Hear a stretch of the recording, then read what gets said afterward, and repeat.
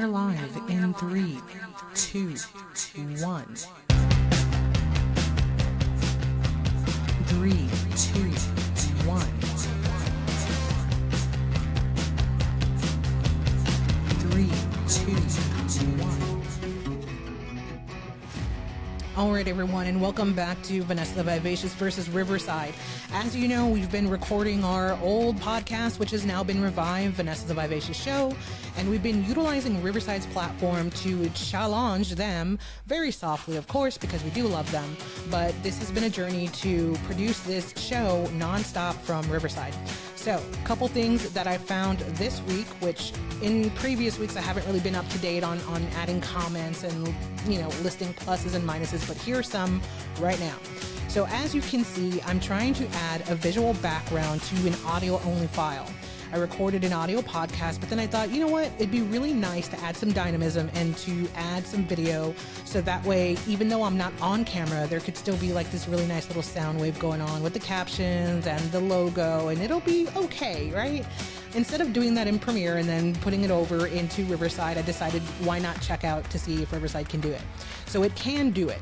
Here's the thing. What you would end up doing is you upload your media, right? Very simple.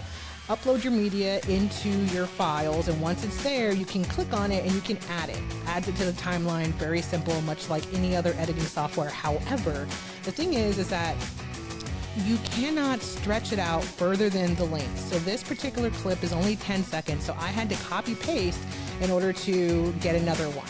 And then so if I move my playhead over and I copy paste, and then I have to copy paste again and keep going and so forth, and I would have to do this 9 minutes worth of copy pasting. And if I kind of just leave the playhead in one spot and do Control V or Command V, it just puts them on top. So then I have to go and drag them and layer them, and that's going to take me a long time, so I'm not going to do that. And then of course you have to go back and resize, and then if you don't get the size right the first time, then you're going to have to resize every single one. So what I mean by that is that, let's say I'm on this first one and it's actually tiny, just like it is here. So I have to go and resize it to make sure that it fits the entire screen. Otherwise, it's going to be funky. It's going to be out of sorts, and I'm not going to be very happy with that. So my pain point with this particular editor at this moment is the fact that you cannot expand the files, for one. And of course that's due to the length of the file, but let's say if I Command C or Control C and then I place another copy, I'm gonna have to go and resize it. This is already resized, but I have to go and resize it, and then I have to go and drag it precisely to where it doesn't interrupt the flow and have like a black screen. So I have to really go back and move it around. And if I want another one and I press Control V or Command V, it's gonna put it underneath. And that's not what I want. I don't want to have to go back and do this, and it's not exactly editor friendly to have to go and move your playhead around multiple times and then drag your file back and forth to make sure that it's not leaving a gap inside the video. So it's a little time consuming to have to do that in Riverside. The best answer to that problem would be to take it into Premiere or some other video editing software and then go and create that really long video file that you need. This one needs to be 9 minutes long. So that's what I would do, is I would take it out to the other software, bring it back as another video file. However, one thing I did notice today as well is file size. So let's say I was adding an audio file, which I did. I went over into my media again to upload a secondary audio file because I recorded in 2 parts. And then so I went to that particular file, and it was recorded on a Rodecaster Pro, so it has like several layers. And so when I went to open it, it was like, hey buddy, this file has to be 500 megabytes or smaller, so please compress it.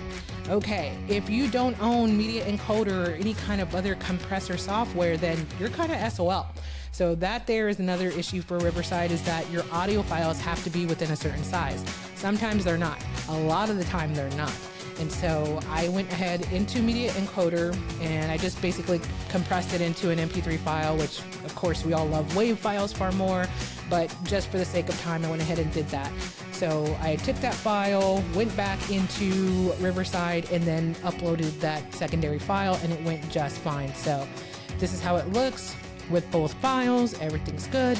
And now I can add my ending video, which is already there. That is kept in my videos. So the great thing about Riverside is that once you upload something, it does not get rid of it until you tell it to. You can go back and see other videos, other files that you created, whether it's video or audio. So that's nice, is that it does separate them for you. I do love that very much. However, my 2 pain points today were file size for audio files, and then the fact that you can't really do a whole lot of manipulation with your video files. You can't copy paste the way you want. You have to move your playhead around a lot. And then unlike a typical editing software, you can't manipulate file size in here. You have to take it elsewhere and then bring it back and hope that it fits. So hope you enjoyed those little tidbits. Again, you can fix this with other software and then bring it back into Riverside. But yes, on with the show. Enjoy this episode of Vanessa the Vivacious Files, special limited series. Go check it out. Good morning, afternoon, or evening, wherever this finds you. Welcome to Vanessa the Vivacious Files, where we have been staying in an Airbnb for a week's time, doing nothing but creative work. As you've heard in the previous day, I did no said creative work. I actually stayed in bed all day and it was wonderful. And then yesterday, I did get to work. Yesterday, I got to work on editing a podcast as well as hosting a podcast, being a guest on another show, and then working on video edits for interviews done at the No Kings protest.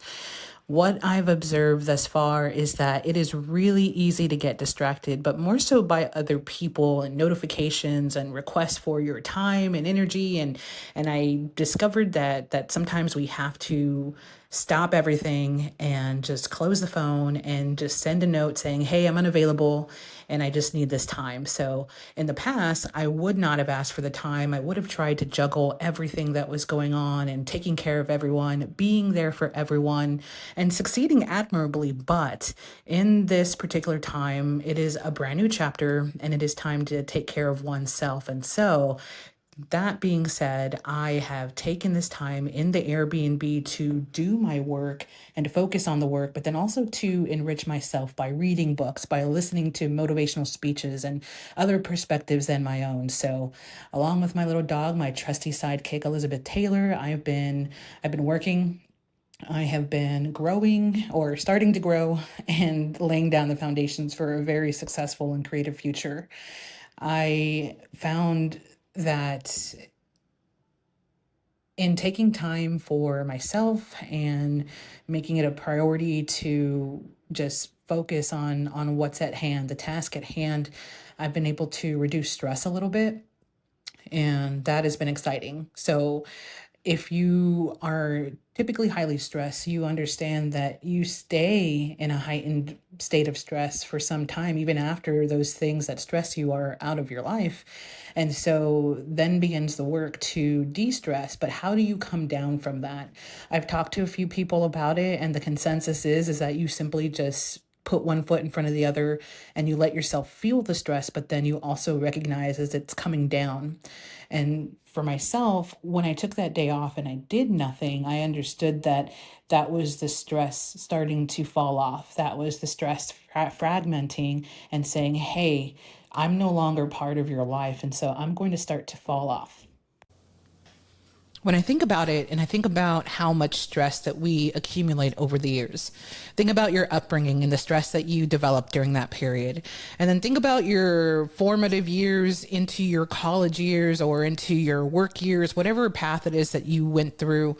And you think about all the stress that you just put underneath more stress, or maybe you hid it in areas that you couldn't get to because you weren't quite ready to deal with it, or maybe you just didn't even know it was there. But if you think about it, over time, over the years, so much stress has accumulated and just layered on top of one another. So you have stress from childhood, stress from your middle part of your age period, and then you have your adult stress.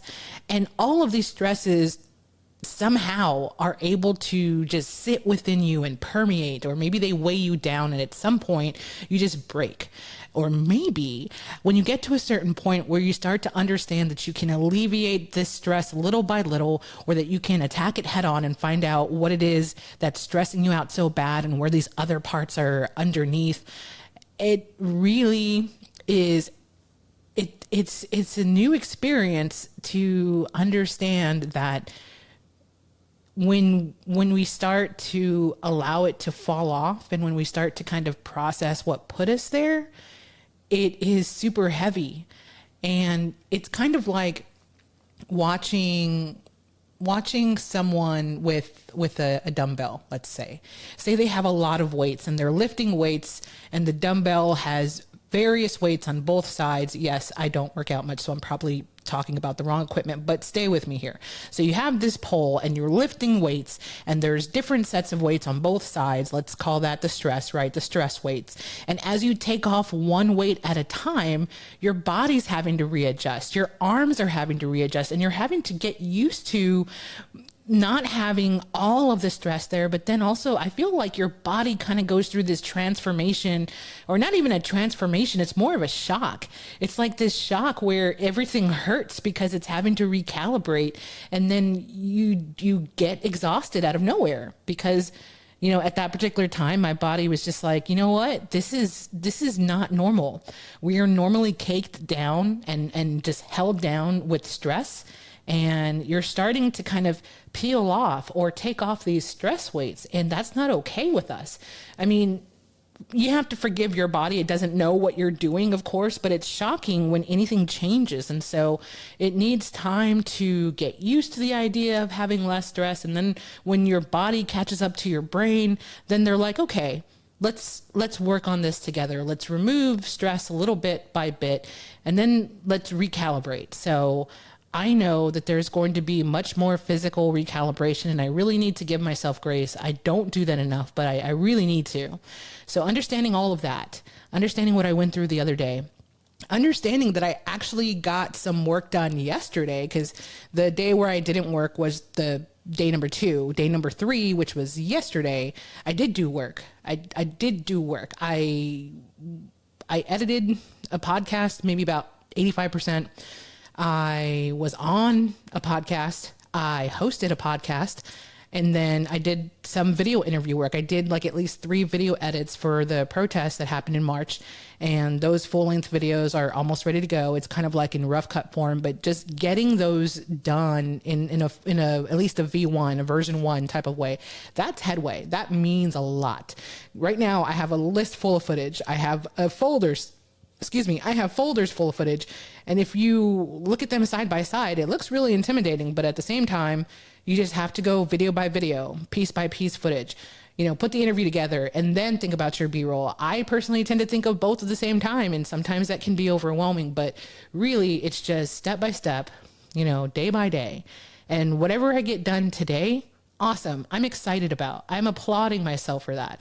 Whatever I got done yesterday, which is a good little bit of work, I'm proud of that. The day before, I did absolutely nothing, and that's okay, because we just have to give ourselves the grace. And I said initially, okay, every day I'm working hard, I'm doing this, I'm doing that. But you know what? Things change. Things change, and we have to be okay with that.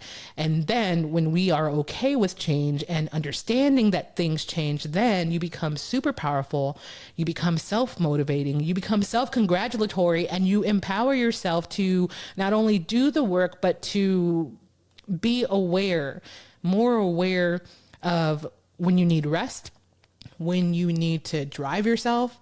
You just become this superhuman, and I'm excited for where things are going. I'm excited to tell you about what happened on day 4, but we're not going to do that because we've now set a precedent to where we're talking about today's work and today's journey tomorrow. So in that regard, talk to you guys tomorrow for another episode of Vanessa the Vivacious Files, where we talk about today, but tomorrow, oh boy, it's going to be a doozy. So make sure you listen to tomorrow's episode. Thanks again so much. I appreciate you guys being on the journey. I don't feel like I'm talking to myself, even though I probably am, but it's okay because somebody's bound to hear it. It is the internet after all. Don't forget to be vivacious. Join us next time on Vanessa the Vivacious podcast. And don't forget to be vivacious.